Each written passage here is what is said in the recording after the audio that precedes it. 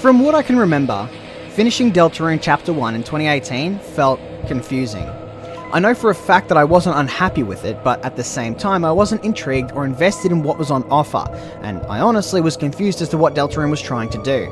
I read the interviews they gave with Toby, I watched countless videos of people theorising about what it could all mean, but ultimately I couldn't find any answer that really satisfied the curiosity and intrigue the game had initially imbued in me. It's 2025, and Deltarune isn't finished yet, but despite that, it is one of the best RPGs released this year.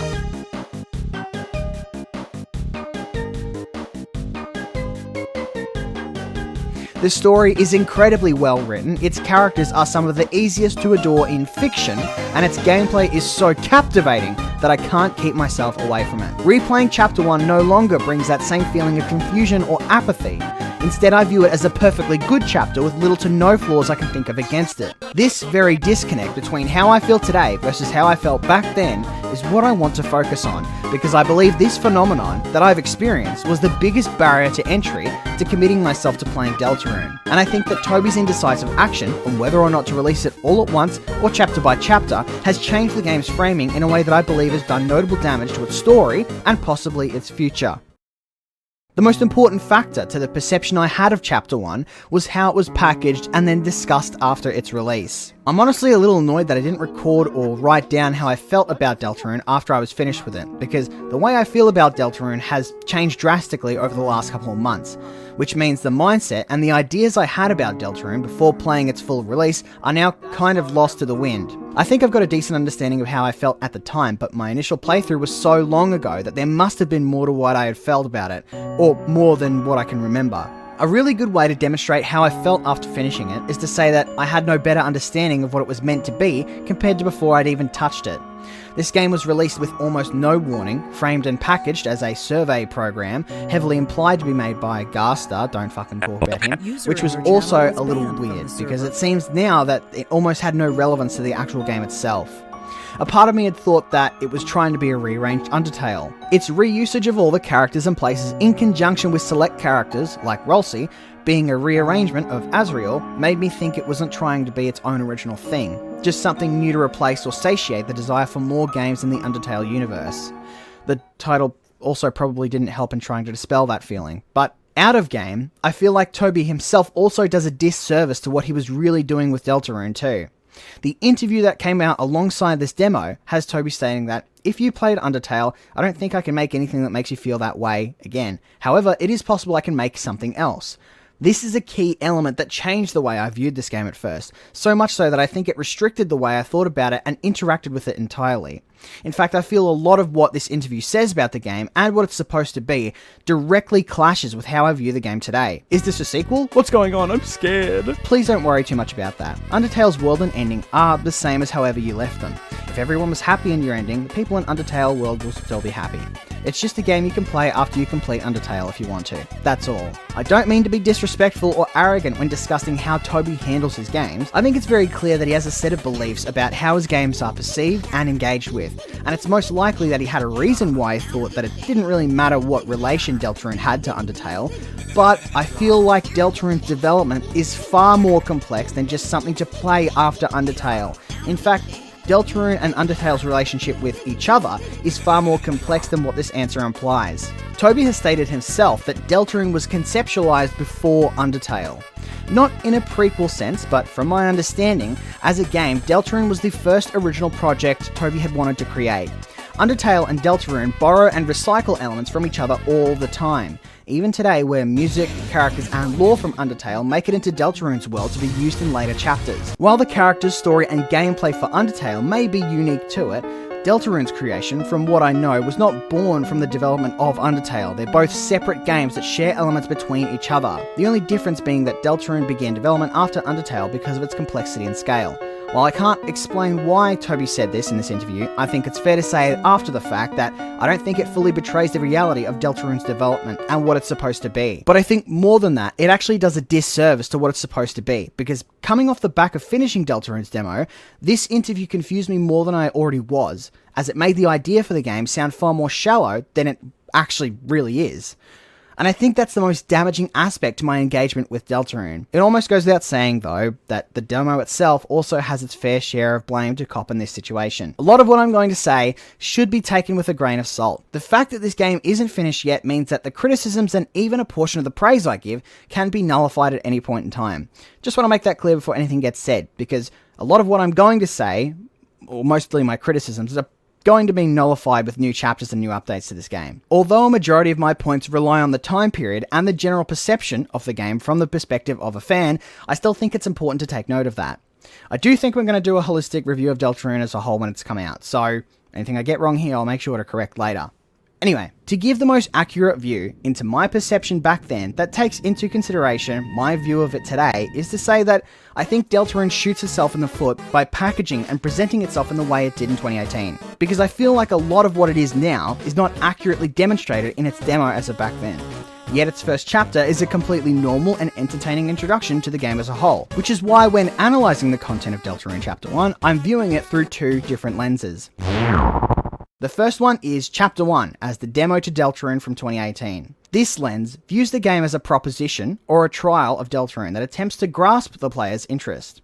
Almost like an elevator pitch, it's not supposed to lay out its entire hand on the table, but the most basic concepts of how Deltarune functions and what it's about are what it's trying to show off. The second one is Chapter 1 as the starting act of a brand new video game. This lens analyzes Deltarune as any other critic would, a normal video game. How does it play? What does it feel like? Is it a good segment on its own? Through Lens 1, my opinion on Deltarune was that while it was a fun 2-hour ride, I found it hard to engage with any new Deltarune content, in-game or otherwise, because while there isn't anything wrong with it, I felt like at the time it was far too underdeveloped to warrant my interest. The story I was following in the beginning felt a little bland. The prophecy about 3 heroes sealing away the darkness is fine, but the details about what it means to these characters and the world felt very basic and had no real perspective. And because of that, I think it sort of undersold the actual story Deltarune is really trying to tell. I feel like Chapter 1 as a whole kind of undersells the entire package with the way it conveys its story, themes, and elements about the world. The illusion of choice is the most important aspect to Deltarune's story, but it's far more interesting today compared to all the way back then. Because even though it is present in the story, the gameplay and the world, the depth to what it actually meant wasn't really shown off until later chapters.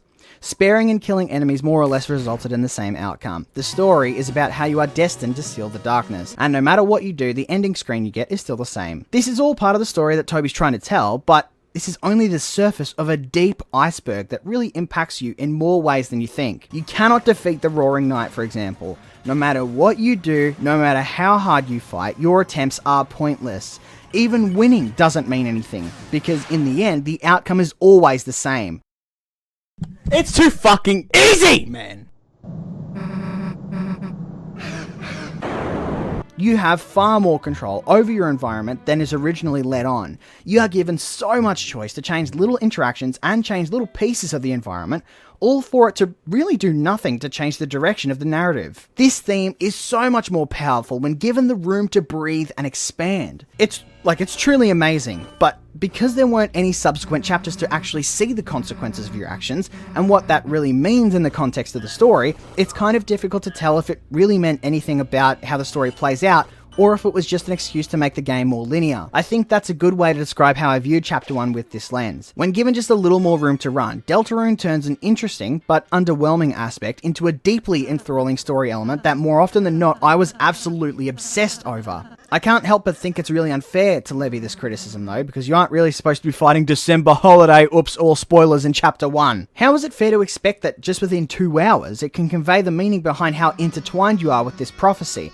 in a way that gives you enough of an understanding as to how much deeper it is without showing its entire hand. This is why I like to view Chapter 1 with two lenses, because while on release, I feel Chapter 1 is a little underwhelming as a demo, when it's lined up with the context of later chapters, I feel it takes the sting out of what I think is a reasonable, but also at the same time kind of unfair criticism. The writing is funny.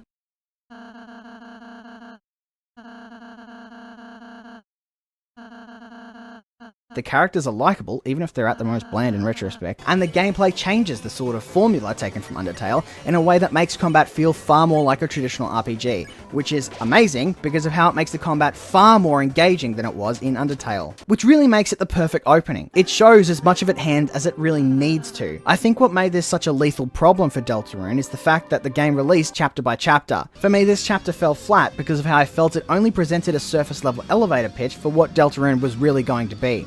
One that did not have the chance to fully explain to me on my first playthrough how much deeper it was actually going to be, and because of that, my interest in subsequent releases had died the same day it was released. I tried to pick up Chapter 2 in 2022, but I just wasn't interested enough to continue. Ultimately, I thought at the time that the game was probably going to be far more engaging and worth playing once everything was out on the table, as trying to discern what Toby was aiming for with this game and what it meant was incredibly frustrating with such little content to work with.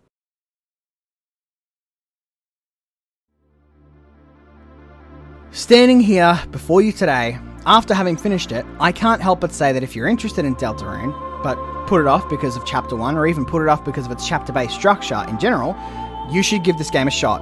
Or a second shot, I guess, because Deltarune is at its best when it gets to explore its themes and characters fully, and at its weakest in its opening act, which feels a little wrong to say because again, Chapter 1 is far from weak. The release schedule itself is what made playing through Chapter 1 a pretty notable barrier to entry, but after multiple chapter releases, it's clear that this game is now meant to be experienced on a chapter-by-chapter basis. What made me change my mind was the thought that if Toby really wanted this all to be out at the same time, I'm sure he would have created it as an all-in-one package, instead of the chapter-based release schedule we have today, which I think is overall a positive because it leaves room for theories, discussion, and intrigue. You may get a substantial and holistic experience of Deltarune by playing it from start to finish, chapters 1 through 7 when it's all out. The problem is that by doing that, you miss out on the theorizing and discussion of its themes, events, and story that fills the gap in the years between releases. Before chapter 3 and 4, I think the chapter-based release schedule hampered the game. I believe now that it only amplifies the enjoyability and the mystique of the experience just because of how much more it gets to show. Deltarune improves on every aspect of Undertale so thoroughly and in a way so enthralling that I think I would go so far as to say that while I still hold a deep love for Undertale, Deltarune surpasses my infatuation with the series in a far deeper and much more fundamental way. I think that I view Undertale now as a beloved classical art piece. I appreciate what it's done for me and the experience I've had with it, but I've become absolutely obsessed over Deltarune even though it's only a half-finished mural. Chapter 1 I feel misses the opportunity to really show me what was on offer, and because of that I never really truly appreciated what there actually was to enjoy. The story had initially entertained me, but I never really felt like it was explored enough or even interesting enough at a base level to really grip me. The gameplay and combat was interesting to see, but I never truly understood just how much better it really was because of Chapter 1's limited ability to show it off. And the characters are some of the greatest in fiction, but they don't get a true, honest chance to shine like they do later.